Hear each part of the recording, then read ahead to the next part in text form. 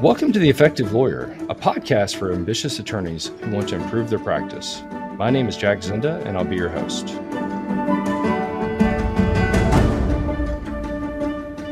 Today, we're going to talk about making the switch from the defense to the plaintiff side. This isn't an easy decision, and I've seen a lot of attorneys that have struggled to make the transition.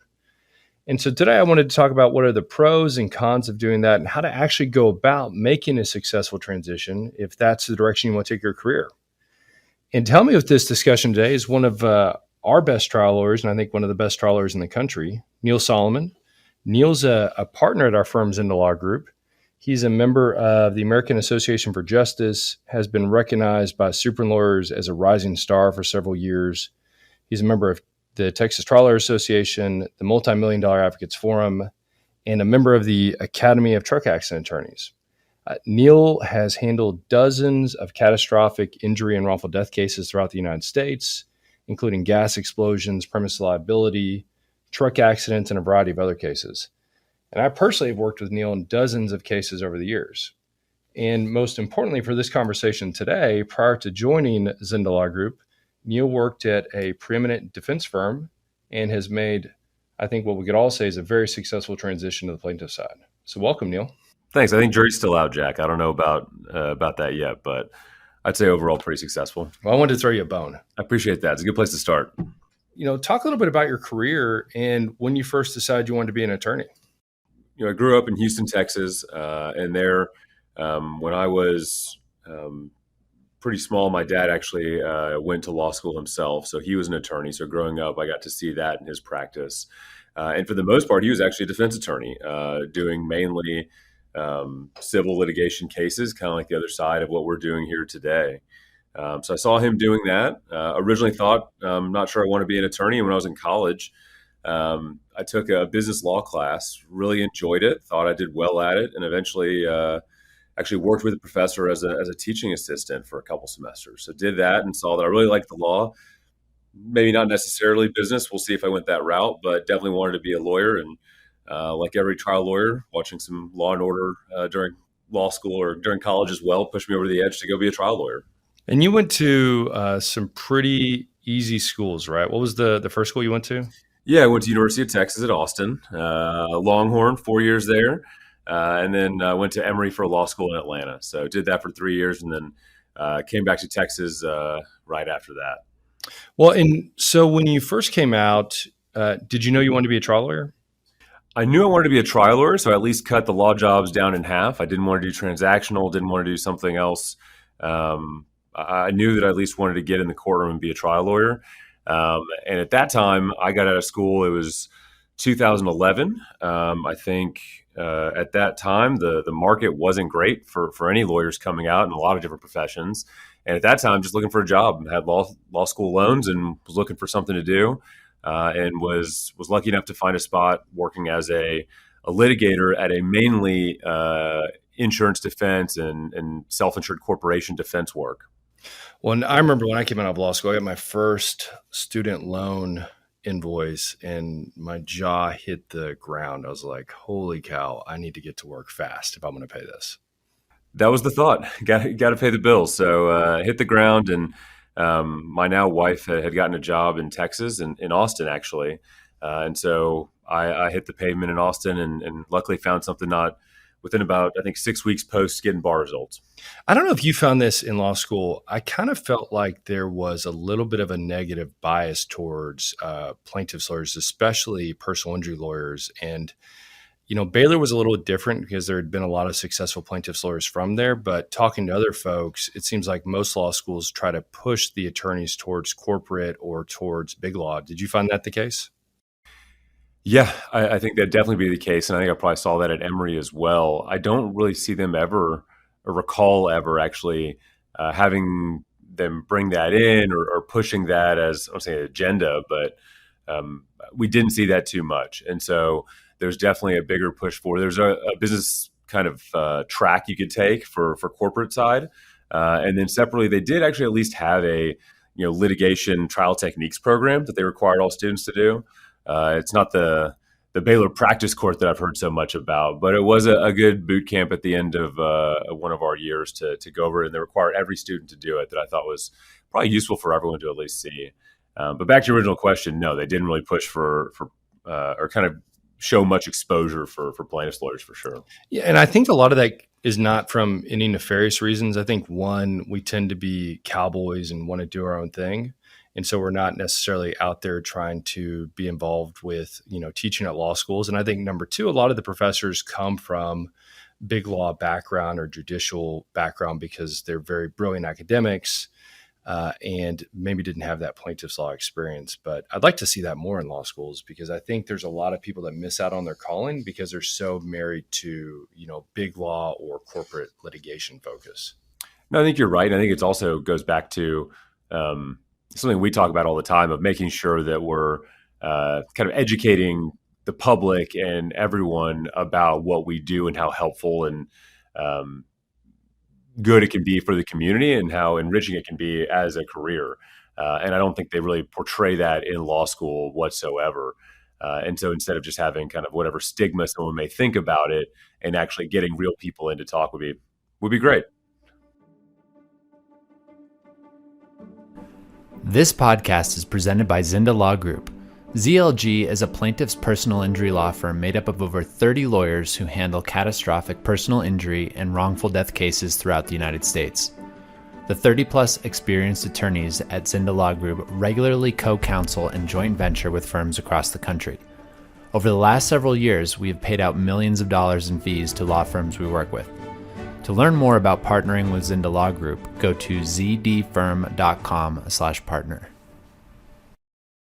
Well, tell me, so when did you first make a decision that you may want to switch sides from defense to plaintiffs?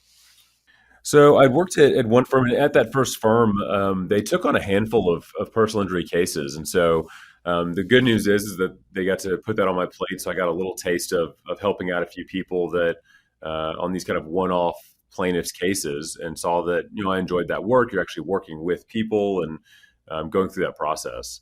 And so it was after about a couple of years, I'd switched firms and realized that the defense life wasn't for me. And it actually was a couple of different plaintiffs attorneys who I was working against that reached out, that said, talking with you and seeing your skill set, I think that you may be on the wrong side. Have you thought about being a plaintiff's attorney?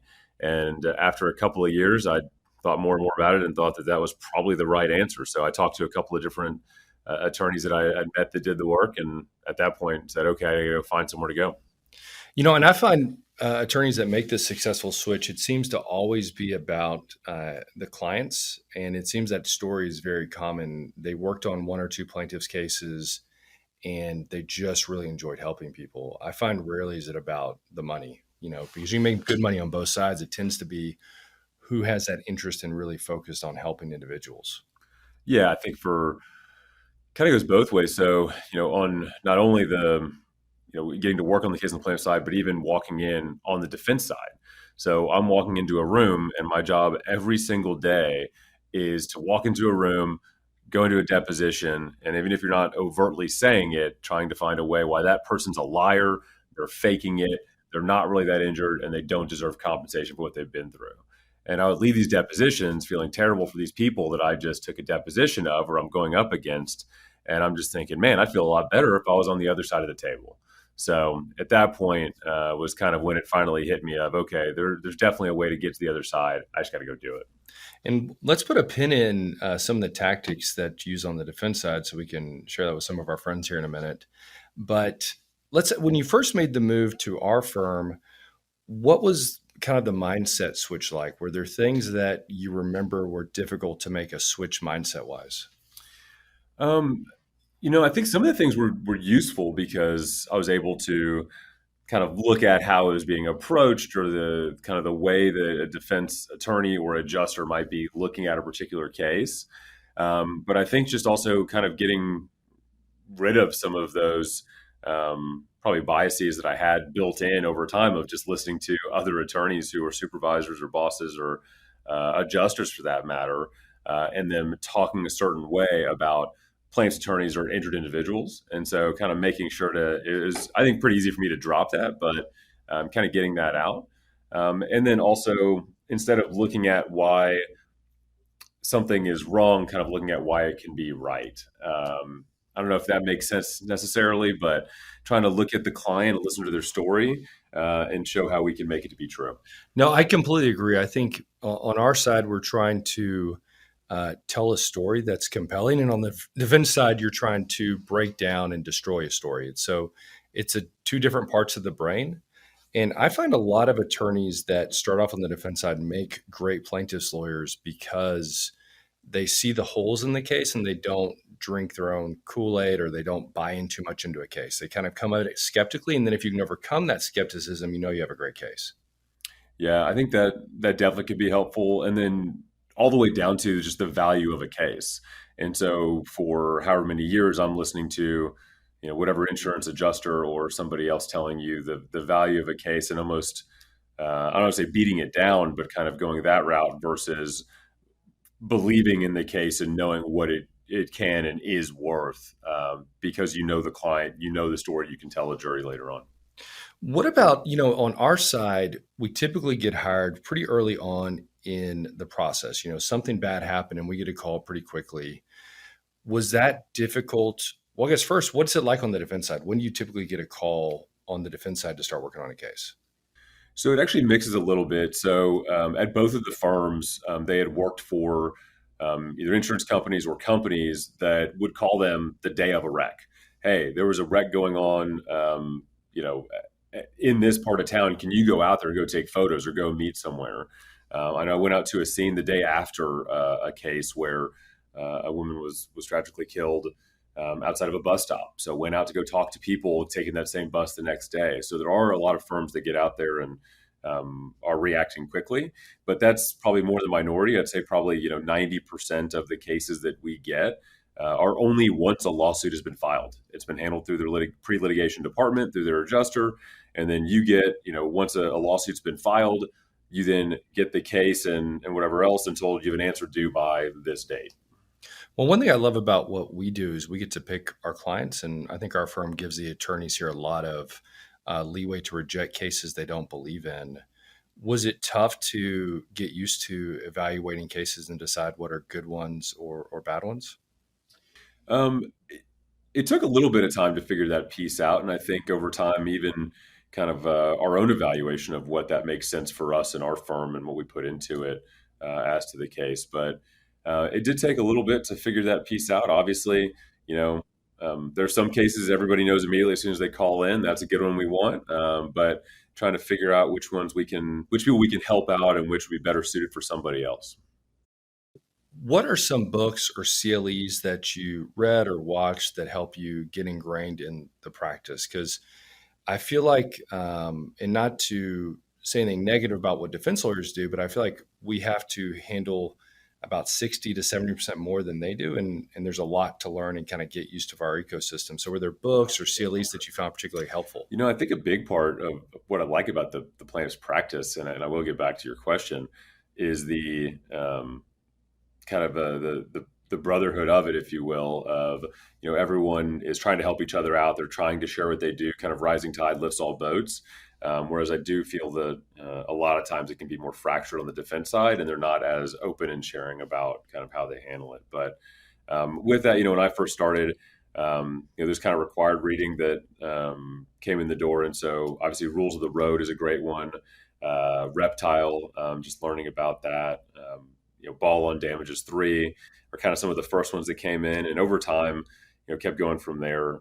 Don't Eat the Bruises by Mitnick is a really good one that I like. There's a lot of good tactics and tricks in there.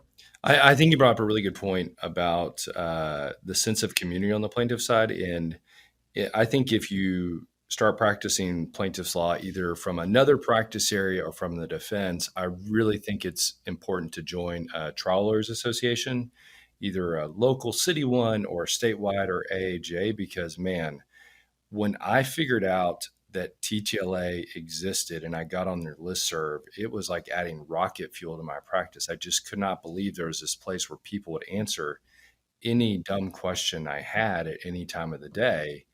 And it's just such a giving community. Yep. Anytime it's a new issue, it's probably not a new issue for somebody else, and so it's a really great place to look and see and get feedback from. What about, I know that we typically get paid different than defense lawyers. It's usually pretty steady salary. And, on the plaintiff side, we're typically more driven by bonuses and things like that. Was that a difficult decision to make? Did you do anything special to prepare for that mindset, or were you ready to go? Um, this it's another reason why I enjoy being on the plaintiff's practice. It much more fits my mindset, and I'm a bit more of a gambler, so I'd rather bet on myself and go have that kind of carrot in front of me to go get it. So it was less of an issue there. It's still, I'll be honest, still a little scary because the steady paycheck, and I see it with any person that is switching, of kind of being prepared to do that. You don't know what's ahead. But no, at that point, I was ready to go, kind of take a leap and see what would happen, and don't regret it at all. So.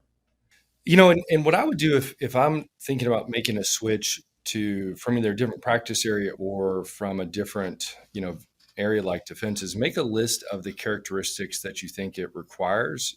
I do think there's a level of risk tolerance that you need to have as a personal injury lawyer. And over time, it gets easier because you start realizing it's not as risky as you thought in the beginning because you get really good at evaluating cases. I think our firm, once we get past the initial evaluation stage, about 98% end up in a positive resolution for the client.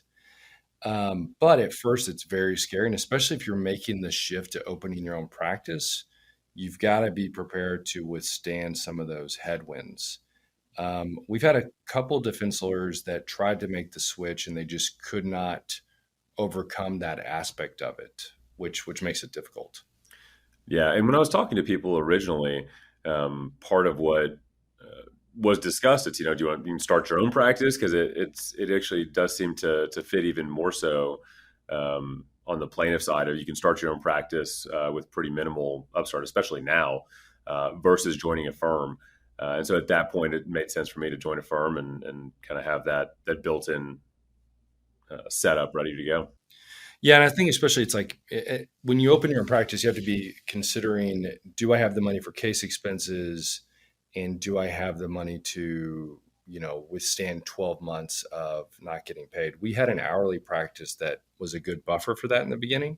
So that's another tip if you're considering starting your own practice, consider teaming up with someone who does hourly at first to give you a little bit of a buffer for those down months because it takes a while to get that windmill going of having enough cases to hit consistently.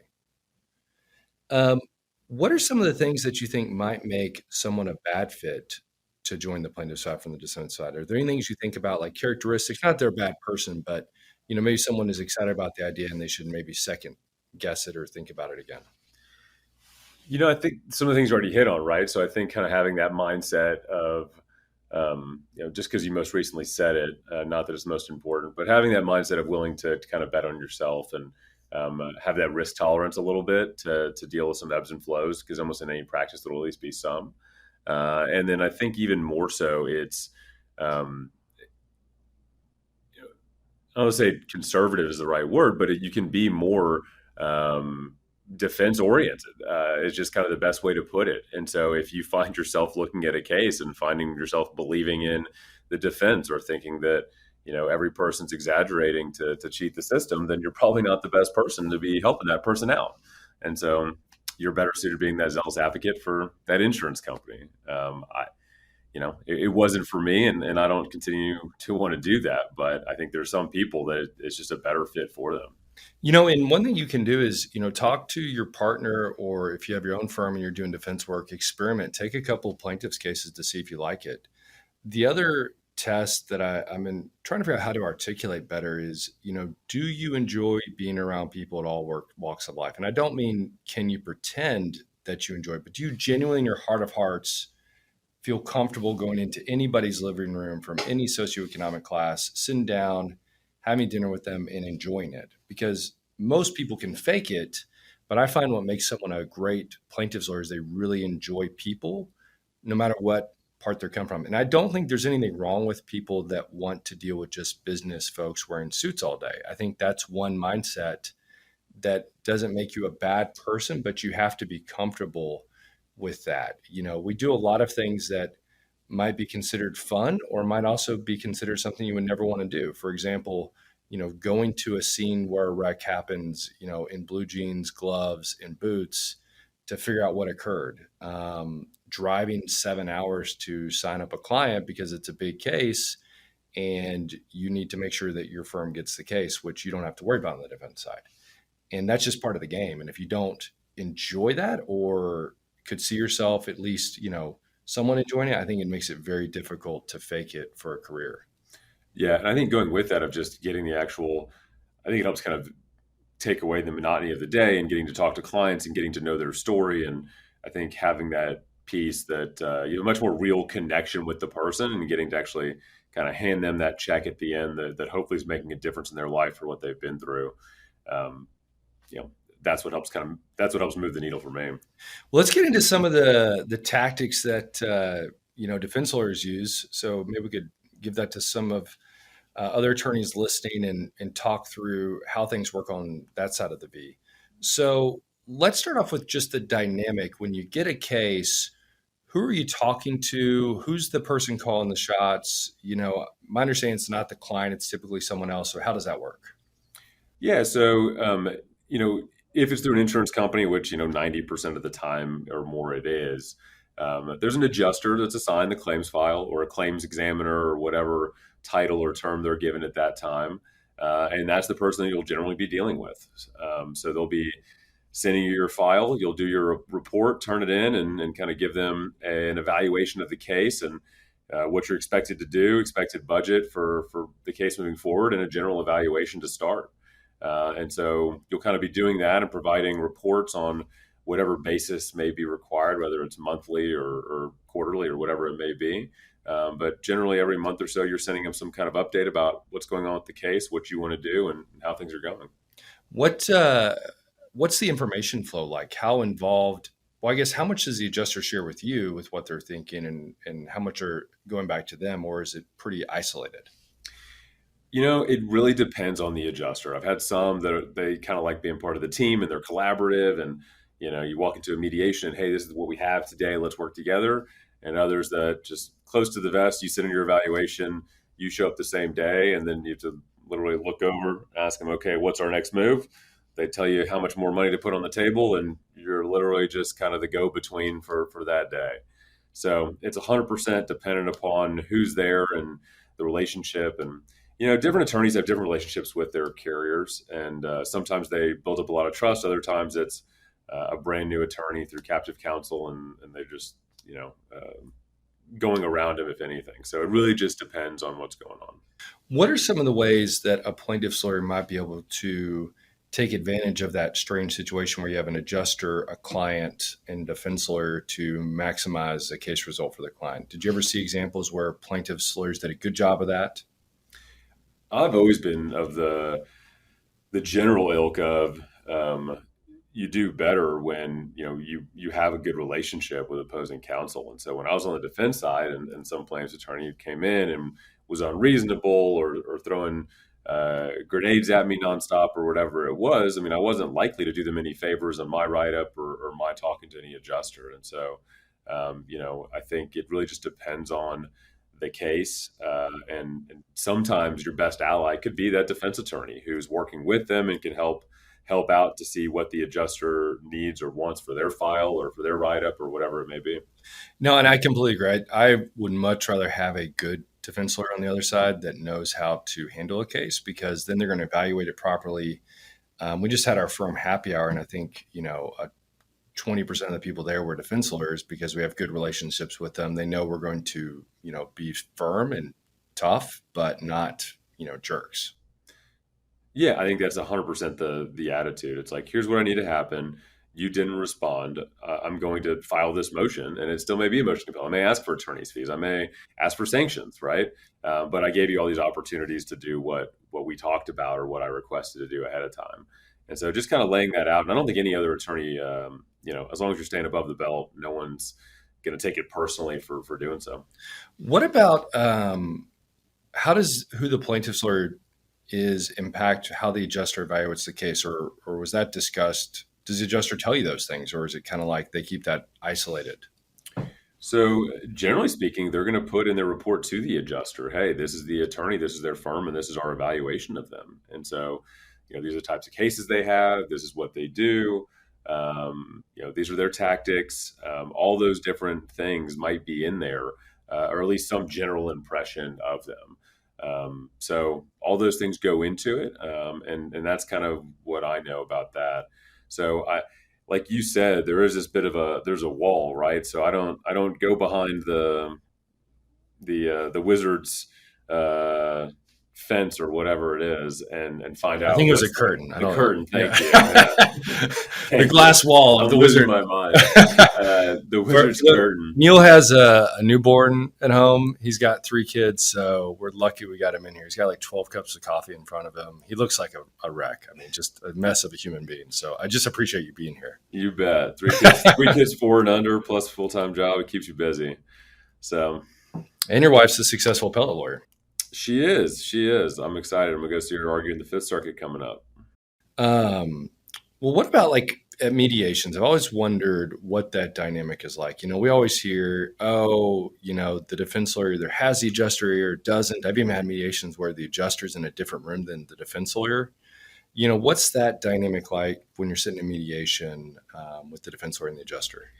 Yeah, so I think, decent tip to find out is if you can find out who the adjuster is that's coming on the day of, or ahead of time, I should say, so it's a real adjuster. Because you find a lot of the time, especially would be, now it's more Zoom mediations that are happening a lot now, but especially when it's in person, if you're somewhere, if that adjuster's from out of town, they may just hire someone local so they don't have to travel, and it's just a person with a jacket on that's sitting there at the table. And there's always this great story recently. I was at mediation, and I was on the plaintiff side, but the defense attorney had asked, or the mediator. All right, let me start that over again. The defense attorney walked out of the room to go get someone from the other room. So the adjuster's sitting in there, and it's an opening, and the guy had forgotten his cord or something. So I gave my presentation, sitting there with my client, the mediator's there, and the defense attorney leaves. And so the mediator just says to make conversation with the adjuster. So who's the carrier here today? And the person literally had just no idea what to say, starts fumbling through her notes and goes, I'm not sure. I think that's in the other room. And so at that point, this person's just sitting there because they're required to bring somebody. And, we still got the case resolved. The attorney had the person around to get the proper authority there, but it's good to know ahead of time who's going to be there. No, I completely agree. Well, Neil, I appreciate you giving us so much time today, especially with how busy you are. What would be, 1 or 3 final tips you would give someone who's considering making the switch from plaintiffs or from defense to plaintiffs? Yeah, so I think the biggest recommendation I would make, and it's what I eventually did, was, go to lunch, go to coffee, go get a drink with a couple other attorneys that do this type of work on the other side. And generally speaking, if you're switching from defense to plaintiff, you probably know a couple of the attorneys on the other side of the bar, and have a frank discussion with them, someone you trust about your thoughts about thinking about it. And if you're not even in this practice area, just go reach out to someone that does this type of practice. And generally, people are going to be extremely generous with their time, give you a few minutes, a phone call, something, and try to kind of walk through what that looks like and if it sounds good to you. And if someone wants to get a hold of you to pick your brain on either a case or about this topic, how can they get a hold of you? Yeah, feel free to reach out. You can reach me directly, neil@zindalaw.com, Neil. I'm happy to talk with anybody about it. I get Brandon people will reach out, and I'm happy to try to get together and talk about it. Well, Neil, thank you so much, my friend. Good seeing you. You too. Thanks.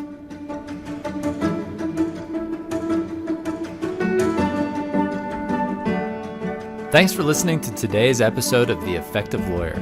You can learn more about our team and download other episodes of this podcast at zdfirm.com.